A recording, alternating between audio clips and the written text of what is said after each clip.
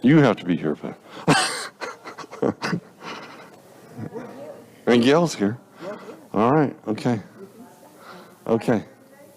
What's that? Yeah. And Steve, if you could get the door for me, please, when you get a chance. Okay. All right, if Judy will ever quit showing off the grandbaby. I said if Judy will ever quit showing off the grandbaby.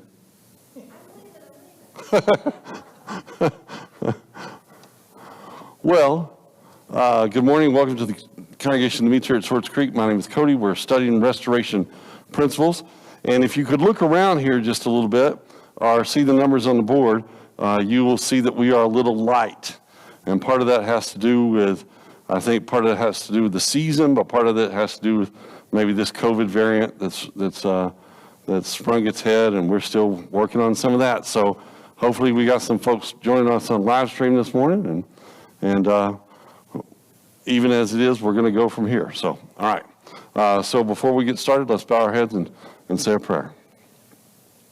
Heavenly Father, we come to you this morning honoring you and lifting your name up for being the glorious, wonderful God that you are. Father, we realize that we fall short of your goals and expectations at times. And Father, we just ask you to continue to be with us, strengthen us, discipline us if you need to, Father. But our ultimate goal is to be with you in heaven. And Father, we ask that you look down upon us and help us to look at your word, and not only look at your word, but do your word, and then tell others about you. Father, we ask you to be with those who are not with us this morning, whether they be for sickness or for some other reason, Father, traveling or whatever. And Father, we just ask that you be with them. We appreciate the avenue of live stream, and Father, we ask that if there be those watching, you be with those folks also. Father, we ask you to be with all that are gathered on this day, your day, that we may praise and honor and worship you. And Father, we just ask for your continuing mercies upon us. We pray in Jesus' name. Amen.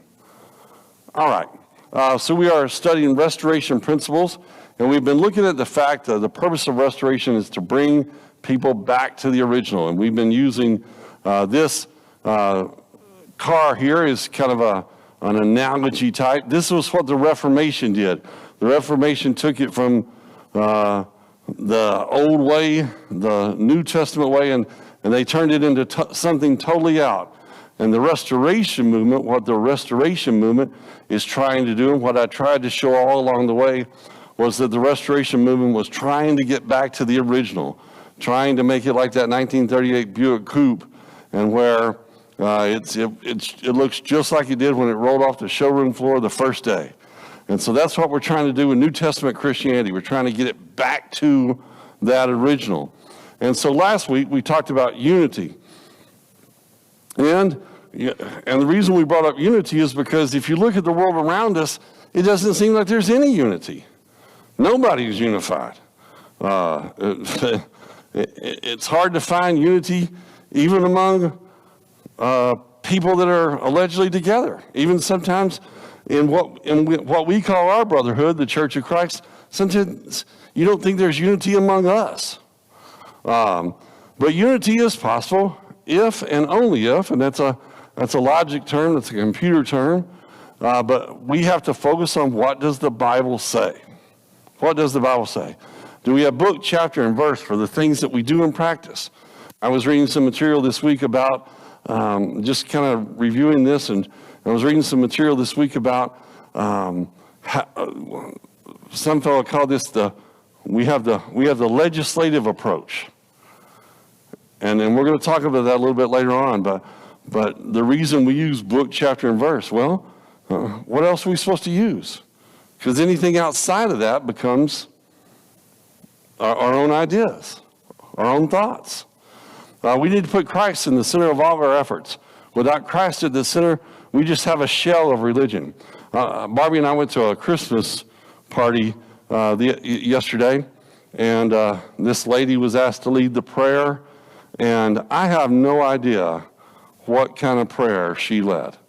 I mean, it had a bunch of words, and at the end she said amen, but it wasn't to anybody. It certainly wasn't to Jesus. It wasn't to, the Holy Spirit wasn't anywhere involved in that prayer. The prayer, if we can call it that, asked for things that were diametrically opposed to God's word.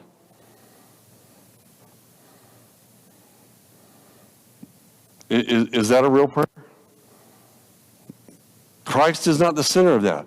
If Christ is not the center of your life and your religion, it's not really a religion. It's just a club. It's a social group. Going back, what does the word amen mean? What does the word amen mean? So be it. What does that mean in English terms? So be it. So if I said so be it to you, what would that mean to you? Agree. I agree. So I couldn't amen that prayer. No way I could amen that prayer. I didn't agree with her. I didn't agree with that. If we have Christ, we have to have him all. We got to have his name, his terms, his worship activities, his way of living, etc. As you know, y'all know that I was a United States Marine for 24 years, and we used to have there was a mirror that set in almost every command I ever went into. And on the top of the mirror it said, if somebody accused you of being a Marine, would they have enough evidence to support that? You know? Well, I'm wearing the uniform, you know? Well, yeah. And so if somebody accused you of being a Christian, if you got put on trial for being a Christian, would you be found guilty or would you be acquitted? You got to have them all. Okay, you got to have them all. We're going to talk about that a little bit today. So let's talk about Jesus and the restoration principle. Going back, Jesus said, sanctify them in truth. Your word is truth. As you sent me to this world, I also sent them into the world for their sakes. I sanctify myself that they themselves also may be sanctified in truth. I do not ask on behalf of these alone, but for all those who believe in me through their word, that they may all be one, even as you, Father, are in me, and I in you, that they may also be in us, so that the world may believe that you sent me. Again, we show that progression. We show that progression from God to Jesus to the apostles. It's important that we understand that. It's important that we get that. It's important that you understand that progression.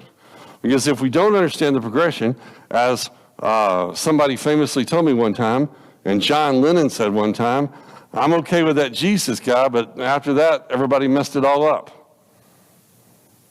Once it got to the apostles, they messed it all up. Well, ridiculous. Because that's what Jesus prayed for.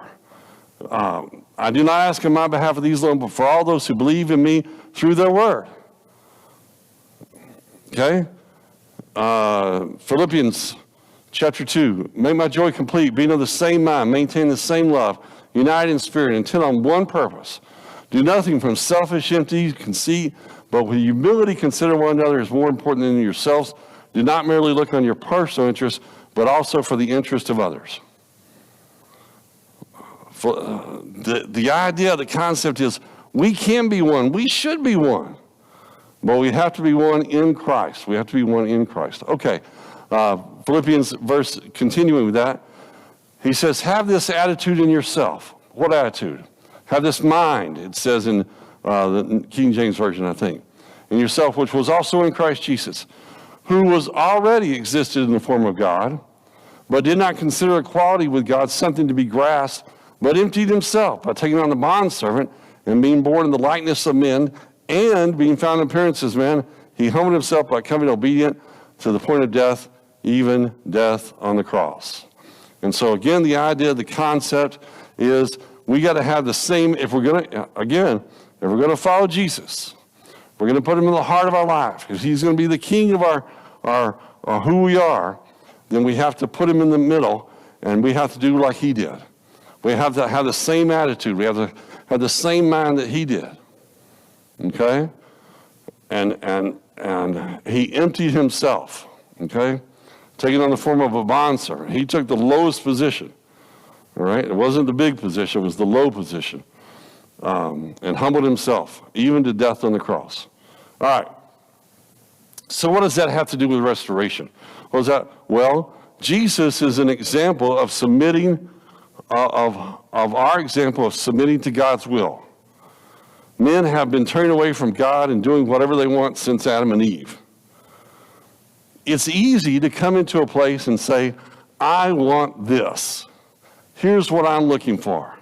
If I come to, oh man, okay. If I come to, hold on a minute. Okay. I got it. If Doug McGuffey is watching, I only dropped the remote. Okay, so I mentioned that because I fell down. Remember that time I fell down on Sunday night? And Doug McGuffey was driving on the road, and he was in Tennessee, and he said, I popped back up, and he said, I think Cody fell. And he told me he literally had to pull over because he was laughing so hard. So I'm okay. It's just a remote. All right. So men have been turned away from God ever since Adam and Eve. And the problem with that is, well, we try to make God in our own image. We try to put God in our image instead of conforming and submitting to his will and doing what he says. Hebrews 3:12 says, take care, brothers and sisters, that there will not be any one of you evil, unbelieving heart that falls away from the living God. But encourage one another as long as it is still called today, so that none of you be hardened by the deceitfulness of sin. Now, I've used this analogy before, but sin can harden you. You can become dull to sin. There are some people who don't think certain things are sin. There are some people that have no issue with certain things because they don't think it's a sin. And they turn away from God's word because if you'll notice, it says they have an unbelieving heart. All right? People have been doing that all along. They come to church, or they come to a religious organization, and they say, here's what I'm looking for. Like it's some a la carte thing. Okay? It's not a la carte. Here's what's on the menu. What is on the menu is God's word. Now, look, it's steak and potatoes, and you get mashed peas, green beans, and sweet potato pie. Well, I don't like sweet potato pie. Tough. That's what you're getting. That's on the menu. Yeah, but I like pumpkin pie. Yep, sweet potato pie. You got to have sweet potato pie. And the point I'm making is we have to submit our will to God's will. It's not about the pie. Don't get lost in the analogy, as I tell Barbie. All right. We can't have Christ and ignore his church, his gospel, or his ordinances. 2 John 9 says, anyone who goes too far and does not remain in the teaching of Christ does not have God. The one who remains in teaching has both the Father and the Son. We can't say Christ is the middle of our life, Christ is the center of all we do, and then do whatever we want to do. It just doesn't work that way. You can't get it both ways. So that's supposed to be a flashlight focusing in. Okay, that's what that's supposed to be. And I only put that up there because it's coming up in the next 4 or 5 slides. So some practical application. Our faith is not on some rational facts about Christ only, but is focused on the full trust in him as Savior and Redeemer. Listen, Hebrews 11:6 says, without faith it is impossible to please him. For he who comes to God must believe that he is, and he is a rewarder of those who diligently seek him. God doesn't want you to leave your brain in the parking lot.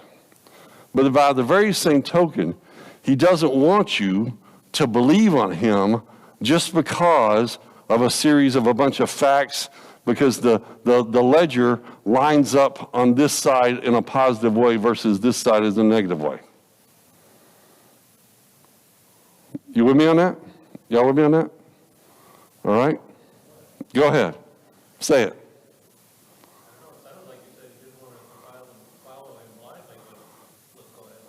No, right. He doesn't want us to, right.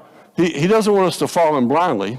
He doesn't want us to fall, but by the very same token, we're not to say, if I believe in God just because all the facts line up on this side, there are some things that we don't know about.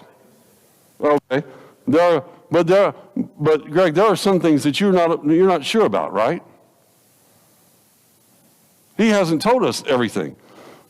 Not everything, okay? But he's given us all things what? That pertain to what? Life and godliness. So, do I completely understand how, what heaven is going to be like? Not completely. No, it's in shadow, right? It's in darkness. Okay, I don't completely understand. There are some things that I have to take on faith. All right?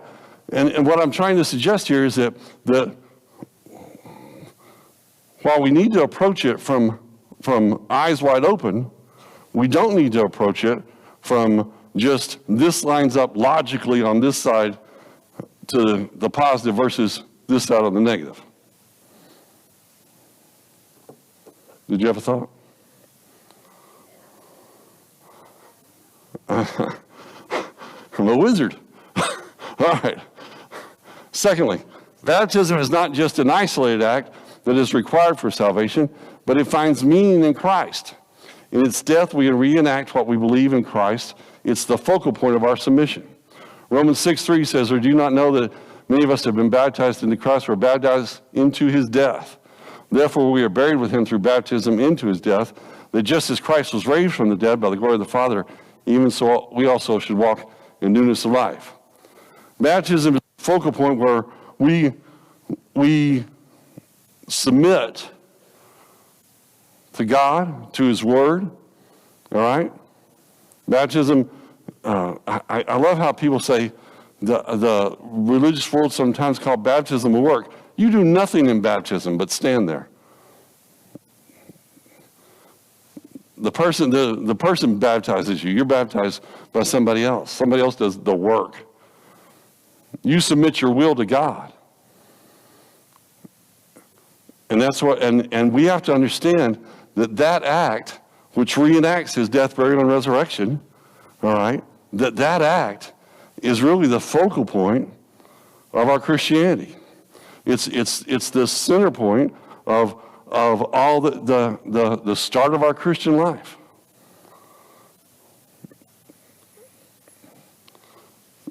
One of the things I mentioned earlier, the church is not a social or religious club. It's the family of God, and it's been redeemed by the blood of Christ. Hebrews 9:12 says, "Not with the blood of goats and calves, but of his own blood. He entered the most holy place for all, having obtained eternal redemption." You not know that many of us that were baptized, no, that was the other verse. Eternal redemption. So he says here, the church isn't just a social club. If you're coming to church, look, do we want to have relationships in church? Yeah. I want to be friends with most of you, okay? Some of you, not so much. But no, I want to be friends with most of you, okay? All right? I want to like you. I want to know you, all right? But if I'm coming to church, if I'm coming to the family of God for the purpose of having somebody to hang out with, I'm focused on the wrong thing. My focus is on the wrong area. Now, if I'm in likeness with God, and these people are in likeness with me, then I'm going to develop friendships because we're going to have like-minded things that we like. Does that make sense? Go ahead.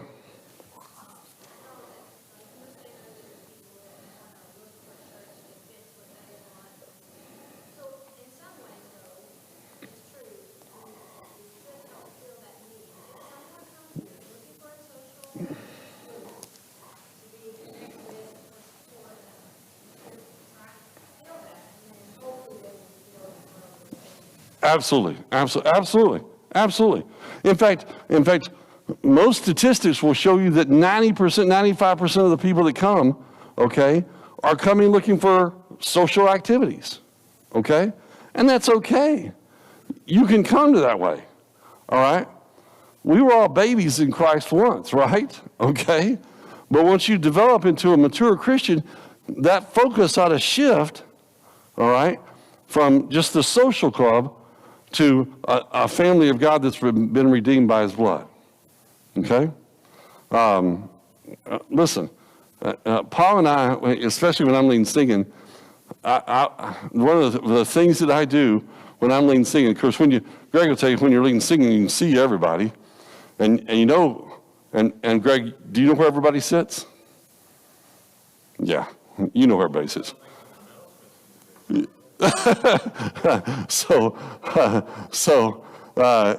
But we can all tell where everybody sits, and then we can all tell when somebody's new there.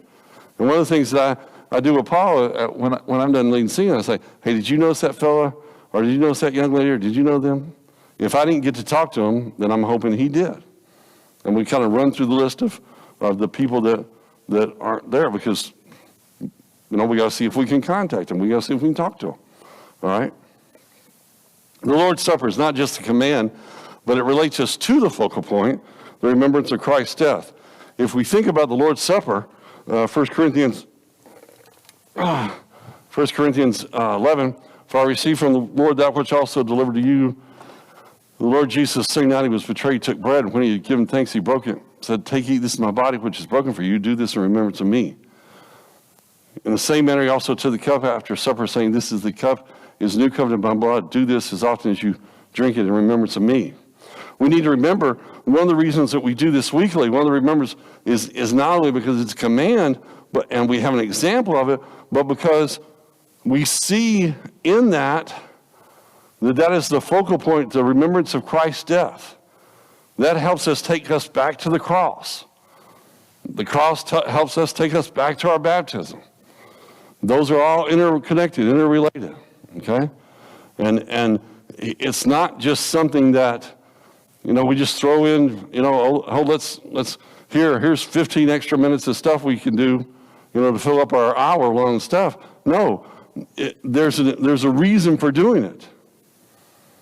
Into some places where some people take the bread but not the cup. I don't get that. How can you take the bread and not the cup? I don't understand that. But the Lord's Supper is the focal point to bring our thoughts and minds into the remembrance of Christ's death. Doctrine is not just a list of truths to be learned and held to, but they're significant because they come from Christ and find their meaning in Christ. Colossians 3:17, whatever you do in word or deed, do all in the name of the Lord Jesus, giving thanks to God the Father through him. Why do we do the things that we do? Why do we worship the way we worship? We worship the way we worship because we're looking to Christ and his authority. We worship because it brings meaning, reminds us of Christ. Reminds us of all the things Christ has done for us. When we have prayers, there's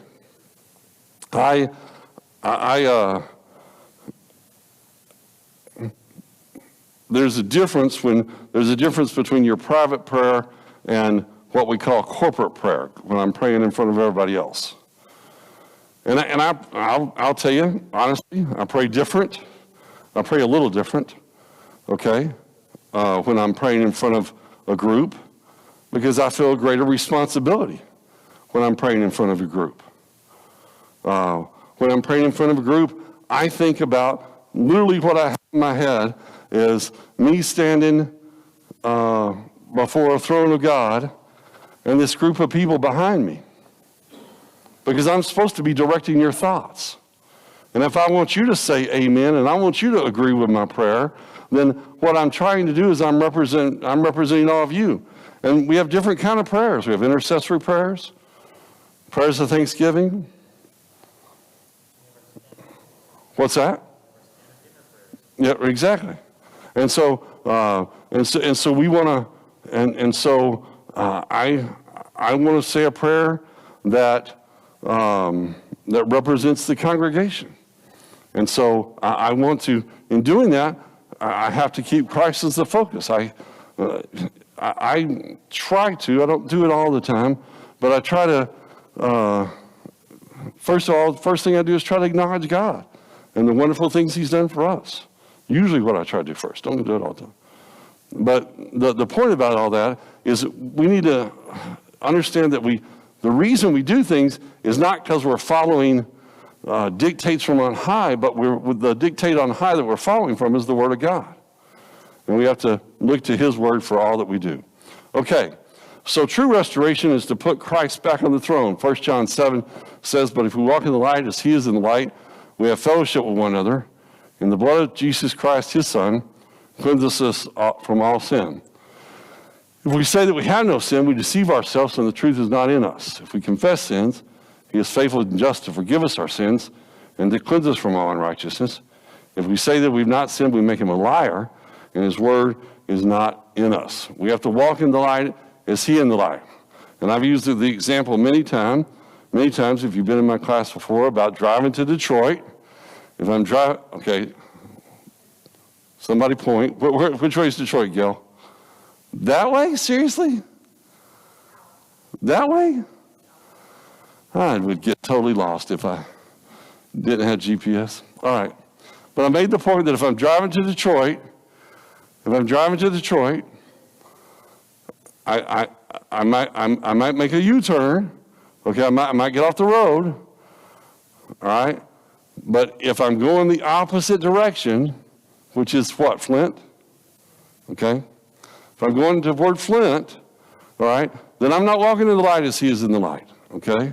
I'm walking away from the light. And at some point, I got to turn around and go back to Detroit. All right? True restoration is to put Christ back on the throne. And if I have Christ on the throne, then I have to submit my will to him.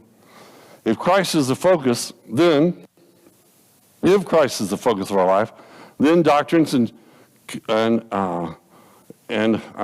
doctrines and commandments will be put away. Matthew 5:7, hypocrites.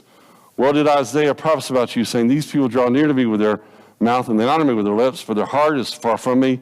In vain they worship me, teaching as doctrines the commandments of men. What that should say is doctrine and commandments of men will be put away. Okay? All right? If Christ is the focus of our life, then we won't pay attention to what man says, and we'll pay attention to what God says, which has always been the problem.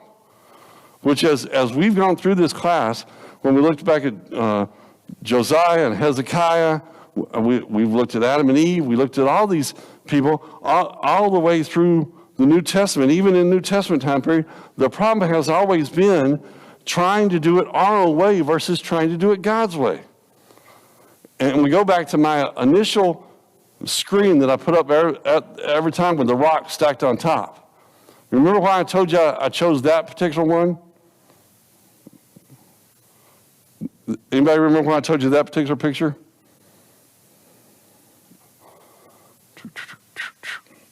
That one? Anybody remember that? What's that? No, not bad. That's close. Remember when the Israelites had to build an altar? How were they told to build the altar? What could they not do? They couldn't hew a stone, and they couldn't use an instrument on it. They couldn't use a trowel. Okay, they couldn't carve it up. They couldn't make it look pretty. And I always thought that I really didn't get that. And more especially as I've been teaching this class, I get it more and more. Why did God care about how they made the altar? What's that? Say it again. Because it was dedicated to him. Because the thing that you put on didn't matter as much as what you brought there and how you brought it. The obedience part, right? Okay. But us, oh, you know what we'd have done? Oh, you know what we'd have done? We'd have made it look pretty. Woo! We'd have got some artisans and craftsmen up there. Now, when he built the temple, he put artisans and craftsmen in there, all right? Or tabernacle, sorry. But for the altar, he said, no, look, what you're going to do, just put a bunch of rocks together on top of one another. Don't get carried away, because I know you people, and you'll get carried away. You'll make it all look pretty and wonderful and nice and fantastic. Don't do that. Make your focus on him and do his word. I went way past. Okay, here we go. So, doctrines and commandments of men will be put away. All right? One of the reasons I get so irritated, by the way, at these faith healers and those fellows is because every one of them, God gave me a word. No, he didn't. Shut up. The word is his word. If you read out of there, God gave you a word. God didn't speak to you last night. Because then they do the same thing that the scribes and Pharisees did, and they teach their own doctrines versus what God says. So if Christ is the focus, then Christ will be the Lord of his church and the only head of the church. Ephesians 2:21 and 22, talking about Christ, put him far above all principality and power and might and dominion, and every name that is named, not only in this age, but the ages to come. And put all things under his feet, to give him the head of all things over the church. If it's his, I've said this before, if it's his church, we got to do it his way. My house is run my way. Yeah, my house, my rules. My house is my way. Cody's house is Cody's house. And when you get in Cody's house, you're probably going to drink Crystal Light, because that's what I got. You get that, coffee, or water. And we got milk. But those are my only 4 beverages that I have. So if you're coming into my house, that's what you're going to drink. But it's his church. We ought to do it his way. So if Christ is the focus, we'll recognize that he alone gives the terms of pardon. Acts 2:38. Repent and let every one of you be baptized in the name of Jesus for the remission of sin, and you shall receive the gift of the Holy Spirit. Peter said that on the first day of Pentecost. And I've always said, when they shouted out, men and brethren, what shall we do? Peter could have said anything that he wanted to. What shall we do to be saved? And yet what he did was quote Jesus, Mark 16:15-16. He said to them, go in the world, preach the gospel to every creature. He who believes and is baptized will be saved. And he who does not believe will be condemned. We got to do it his way. If he's the ruler, then we need to do it his way. If he's the one that sets the term of the pardon.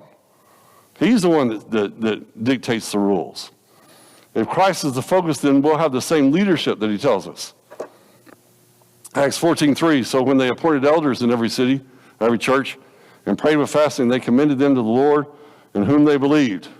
1 Timothy 3:1-13, focusing on verse 3 here. This is a faithful saying, if a good man desires the position of a bishop, and that term is interchangeable with both elders, pastors, presbyters, all those are the same word. He desires a good work. And it goes on to give the qualifications there. What one of these people should look like, how they should act, how they should carry themselves. Verse 8, likewise deacons must be, and it gives their qualifications and lists what qualities they have to have. Titus 1:5-11 says, for this reason I'll let you in Crete, that you set things in order. They're lacking and appoint elders in every city, as I commanded you. If you notice, both times the elders are plural. The bishop is, the elders are plural. So the idea, the concept is there's more than one, the plurality. And if the New Testament church after that first century would have stuck with that, then we wouldn't have some of the issues we have. If Christ is the focus, and we need to make Christ the focus of our life, then we'll practice with simplicity and solemnity the requirements of the Lord. Ephesians 5:19 speaking to one another in psalms and hymns and spiritual songs, singing and making melody in your heart to the Lord, giving thanks always for all things to God the Father in the name of our Lord Jesus Christ, submitting to one another in the fear of God. And again, 1 Corinthians 16, now it's concerning the collection of the saints. And again, the concept and the idea is that we follow God's rules. We follow his rules. God gave it to Jesus. Jesus gave it to the apostles gave it to us. All right? And then if Christ is the focus, then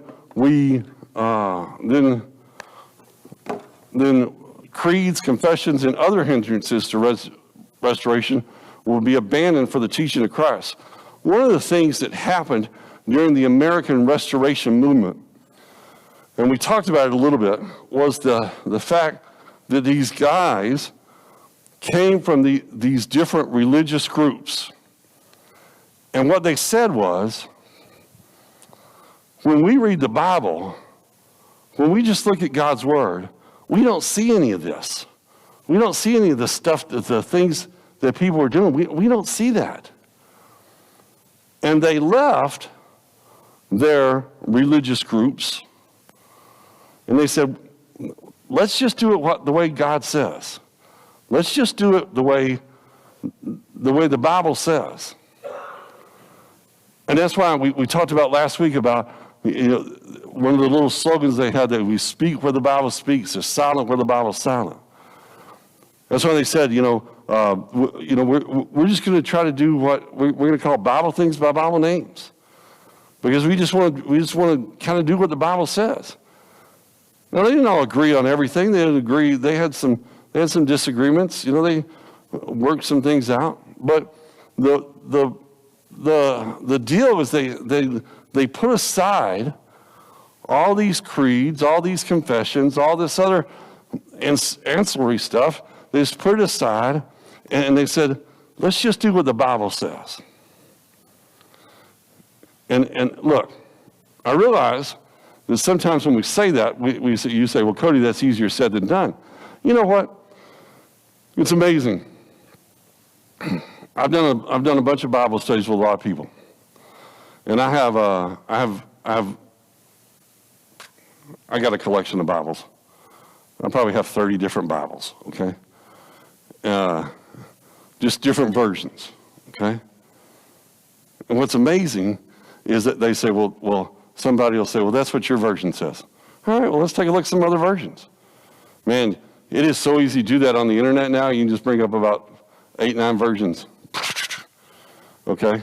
Trust me, I do it all the time. All right. I can bring up 97 versions with one thing. And amazing, you'll have somebody read Acts 2:38, for example. And you say, what does that say?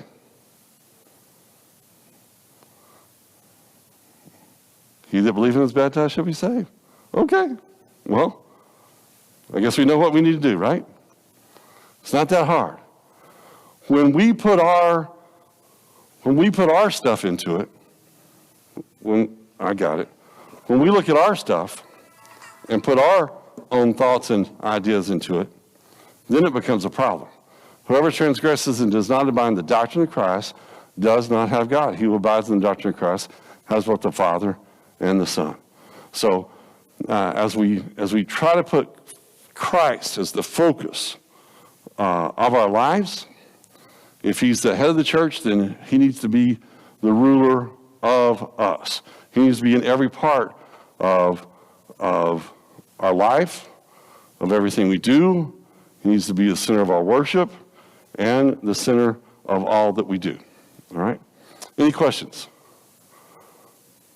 Okay, Christ must be the center of all our efforts to restore New Testament Christianity to its original Christian. If you go with Christ, you have to go all the way. All right? Lou Brock, one of the best baseball, he stole bags. He was the best base stealer, one of the best base stealers ever. And Lou Brock famously said one time, you can't steal second base standing on first. You got to make a commitment. And if you're going to go with Christ, you got to go all the way. No, as we say in the Marine Corps, no half-stepping, right? You got to go get a full step. All right? Any questions? All right. Next week, we'll talk about the cause and cure of a sectarian spirit. And now, time for donuts. Donuts are served in the fellowship hall.